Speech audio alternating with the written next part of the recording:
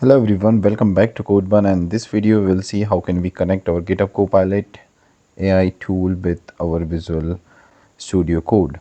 So I'm hoping you already have Visual Studio installed in your machine, and if not, you can open the Chrome browser, and here you can search for Visual Studio Code. You can go to the official site. You can download it according to your operating system and just install it.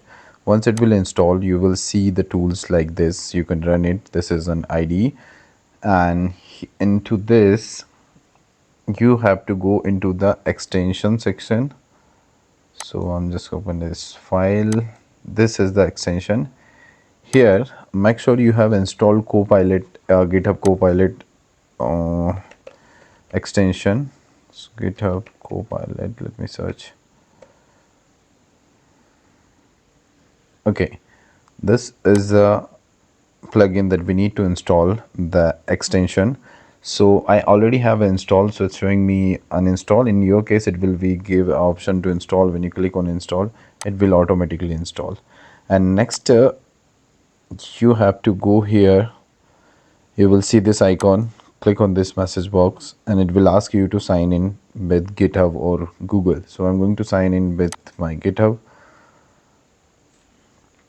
Okay, you need to, in your case, it might ask a username password for the GitHub. So you can enter if you have an existing account, and if you are a new user over there, you can create a quick account over the GitHub, and then you can use that credential to log in here. So I'm going to continue with my credential, and I authorized that, and I open the Visual Studio Code.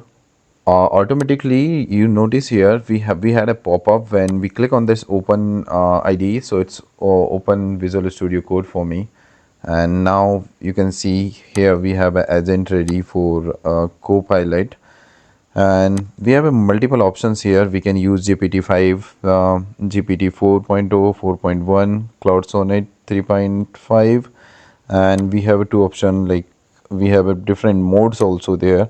We can ask it, or we can create agent will be interesting, like it can create, it can communicate with your project framework.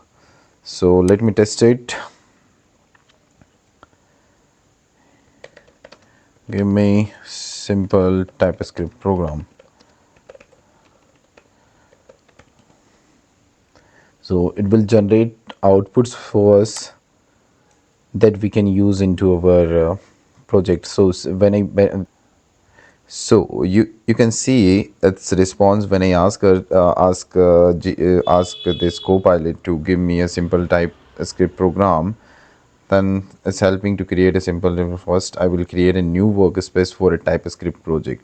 So it's asking me to create a folder into my machine. So I'm just allowing it, and let's say I'm giving a desktop, and here we can say TypeScript demo. Yeah, we can select this. Now it will automatically create a folder for you, and it's asking me to continue workspace setup. So I just say yes.